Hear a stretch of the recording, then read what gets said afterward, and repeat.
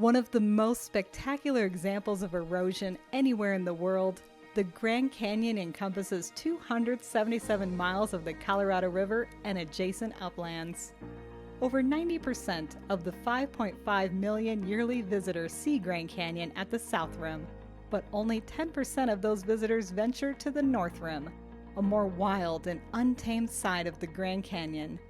While the South Rim and North Rim are only 10 miles across the canyon from each other, it is a 220-mile drive by car, taking upwards of 3 to 4 hours. While there are many trails within the Grand Canyon National Park, this video is intended to highlight the main trails on the North Rim of the Grand Canyon. These are trails that I have personally hiked, but be warned that trails in the Grand Canyon vary wildly in difficulty level. The North KAIBAB Trail. The North KAIBAB Trail is the least visited but the most difficult of the 3 maintained trails at Grand Canyon National Park.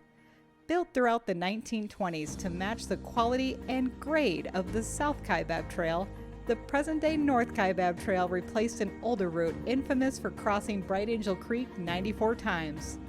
The present-day trail crosses only 6 times. Almost 1,000 feet higher at the trailhead than the South Rim trails, hikers can glimpse the vast expanse of Bright Angel Canyon through fir trees, aspen, ferns, and wildflowers.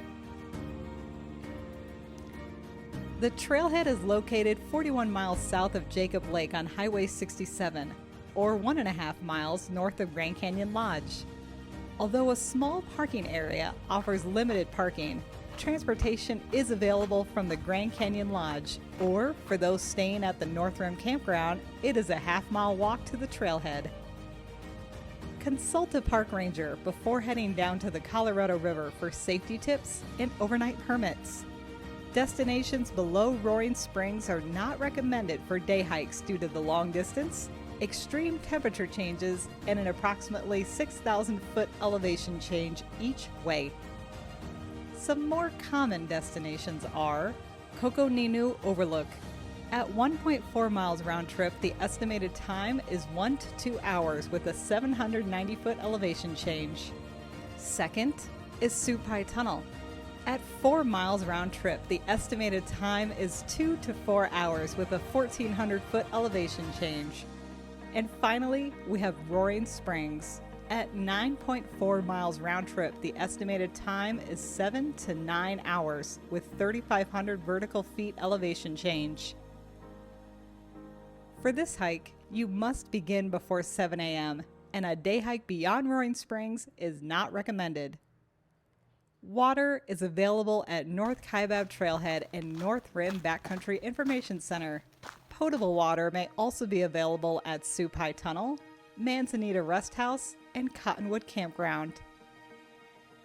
Water is not available at Roaring Springs. However, you should never fully rely on these water pumps as pipeline breaks and freezing weather impact them. Always carry a way to treat water from the creek in case water stations are not functioning. Point Imperial Trail. The highest point in Grand Canyon National Park at 8,803 feet, Point Imperial is also the most northern boundary of the park. At 4 miles round trip, it takes approximately 2 hours to hike. This mostly flat trail starts from the north side of the Point Imperial Overlook parking lot. First, head through an open meadow and into a large burn area. These looming pine and aspen tree shards are all that's left after the 2000 Outlook wildfire raged here. This fire was a result of a prescribed burn that got out of control. This trail ends at the northern Grand Canyon Park boundary. From there, connections are possible to the Nankoweap Trail and the KAIBAB National Forest. Point Imperial was a popular spot for early visitors to the North Rim, with several tour guides leading wagon trips and trail rides there. In 1927, the NPS began constructing a new approach to the rim, which included a 2.9-mile spur off the Cape Royal Road to Point Imperial that followed wagon tracks worn down by earlier visitors to the scenic overlook. Visitors to Point Imperial are able to look east toward the junction of the Colorado and the Little Colorado Rivers, and beyond that, to the Painted Desert on the Navajo Reservation. Part of this viewpoint is also accessible. Near this point, the narrow, winding walls of Marble Canyon open dramatically, transforming the canyon into the gaping chasm with which most people are familiar. Mount Hayden, a sharp pinnacle that rises from the canyon's floor named for Arizona's former U.S. Senator Carl Hayden, is also visible from this point. Visitors can see layers of red and black Precambrian rocks not visible at other North Rim viewpoints. Talk to a park ranger beforehand if you are interested in this trail, as it has not been maintained recently. Cape Final Trail.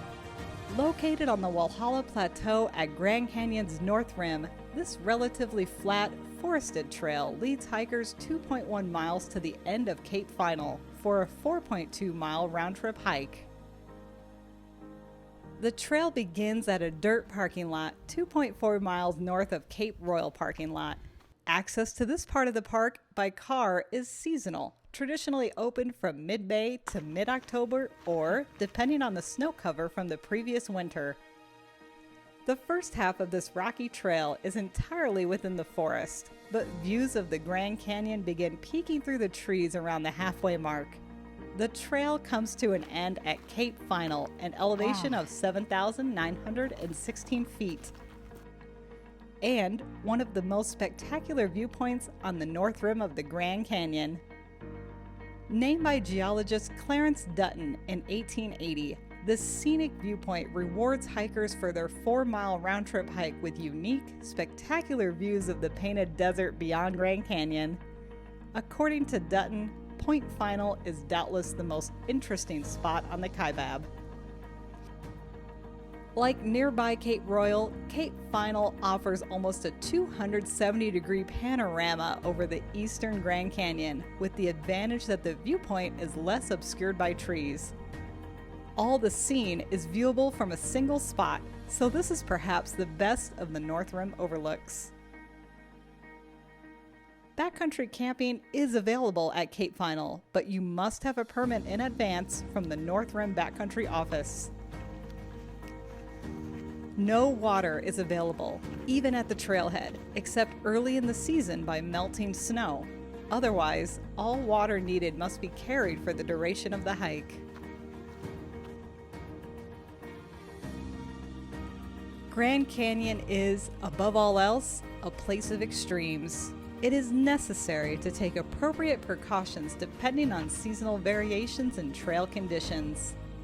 During the deep winter months, the upper section of trail in Roaring Springs Canyon can be ice-covered and perpetually snowbound. On the North Rim, hikers need to be prepared for extreme weather conditions. During the hotter months, which can begin as early as May and last through September, it is critical that hikers have the discipline to begin their hike well before dawn or after 3 p.m.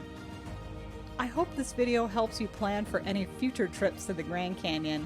The goal is to provide some easy to understand visuals and descriptions to help you become more familiar with the trails at the North Rim of the Grand Canyon National Park. Enjoy your visit, and I invite you to join me on other adventures in the Grand Canyon with my other videos.